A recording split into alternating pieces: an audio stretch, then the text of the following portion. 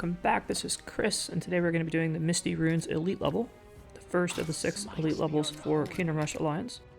We are going to switch up and use Naru and the new hero Luminaire, which we unlocked for beating the Overseer boss. My Luminaire is level 6, because I beat the mission once in practice, but I'm going to be using level 5 upgrades for the sake of those who might be using them first.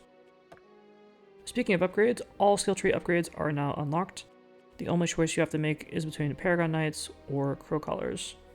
I chose the Crow Collars on this mission.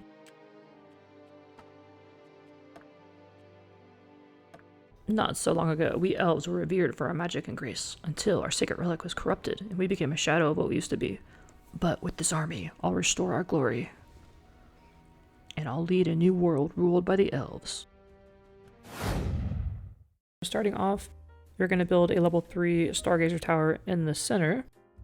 This is where most of our starting gold is invested in. The Stargazer can hit both lanes and is great against large numbers of enemies that lack magic resist, which is the case here.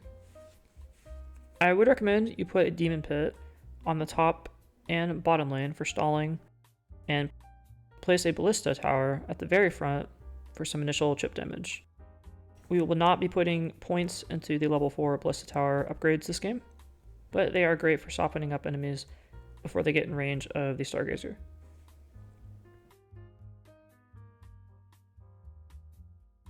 The game gives us 3 Weirdwood towers that we cannot upgrade.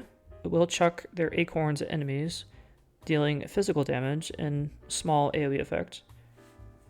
These Weirdwood towers can be corrupted, however, by the new Spectre enemy we are introduced to on this level. If a Weirdwood tower becomes corrupted 3 times, it will turn into a Deathwood enemy, which is a dangerous 3200 HP mini-boss with medium armor. It does give you a 200 gold bounty and open up another strategic point in which we can build towers on, but in my opinion is not worth summoning if you can avoid it. I do let 2 of the 3 Weirdwood towers get corrupted on this mission, which does cause some problems towards the end, but if you're diligent about stalling and killing the specters off, then you might be able to avoid this issue. You can check out how many times the tower has been corrupted by looking at the model. It has 3 stages: the default full leave stage, which you currently see on the screen. Then the half leaf stage, where it'll shed some of its leaves. And then finally the bare leaf stage, where it will lose all of its leaves.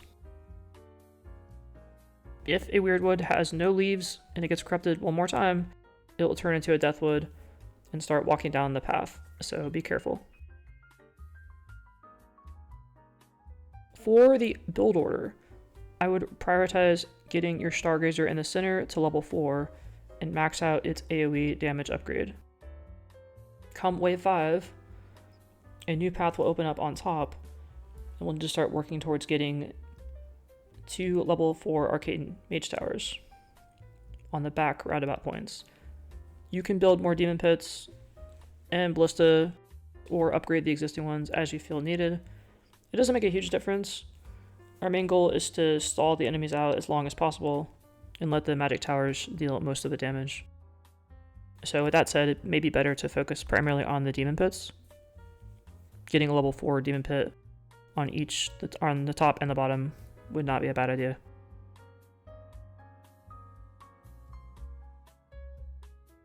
So for our new hero, I like him. Dragon does great magic damage. Has a really powerful hero power, which creates the knights that will pop up and they'll deal true damage, so a little bit of stalling and tons of damage. The magic damage from the dragon is great here because the enemies we're facing don't have any magic resist, but some of them have armor. So overall, he's just a great feature for your team. He doesn't stall enemies though, at least not with his character model. He can only attack them, kind of like Broden.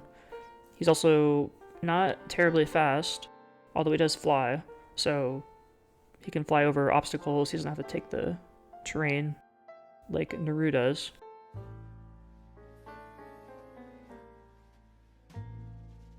I quite like him. You unlock another dragon after you complete the Overseer boss, and it's just like this dragon, except it does physical damage instead of magic damage. So you can see the Weirdwood now is walking down on the top path. The game does throw a couple Weirdwoods at you, but you also unlock additional ones by letting your... Oh, sorry, the Deathwood, I'm sorry. This is the Deathwood walking down the path. The Weirdwoods get corrupted, which was the case here, but the game also throws a couple of Deathwoods at you. So you can't completely avoid facing Deathwoods, but you can prevent your Weirdwoods from getting corrupted.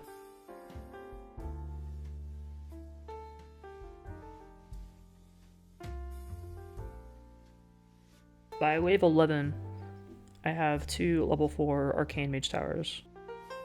And I think that's really important for taking care of these scepters. Keep in mind, the Revenant Archers can summon specters when they die. So you'll need to stall them out to prevent them from corrupting the Weirdwoods. I would actually maybe just wait until you see the specters, then drop your reinforcements on top of them. A Paladin Tower would have been great here too.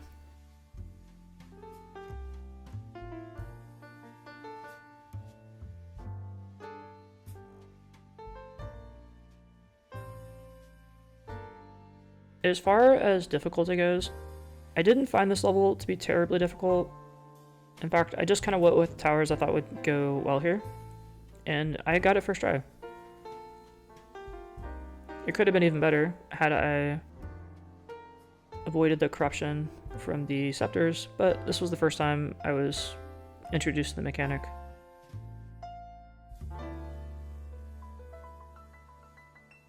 Also keep in mind, when I started playing this, my hero, the dragon, is only level 6, so not fully upgraded, and he only has level 5 upgrade points, so he'll be even stronger once we get him to level 10. Whenever you get introduced to a new hero, I would highly recommend upgrading their hero power, and then as you get points later on, you can upgrade the rest of their abilities. I would say half the point of having a hero is just their hero power. So to get the full effect of seeing what the hero is going to do, a really good idea to get their hero power maxed out first.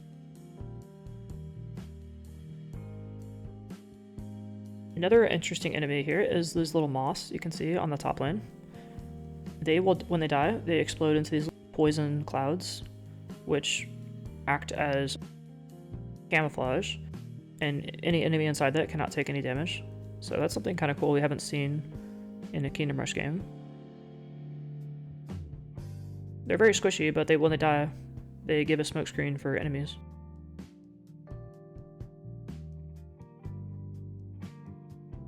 Wave 15, we have Deathwood coming down from the top.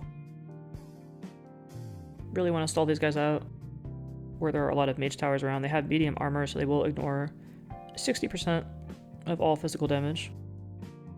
And then you can see on the center side, unfortunately, that Weirdwood got corrupted, and he's making his way towards our bottom lane.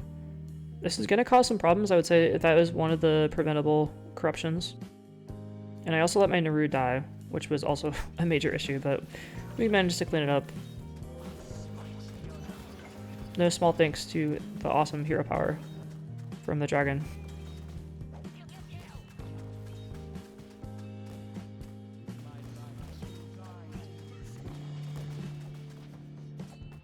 A few more hits, and the Deathwood goes down, and we unlock the Tree Hugger achievements.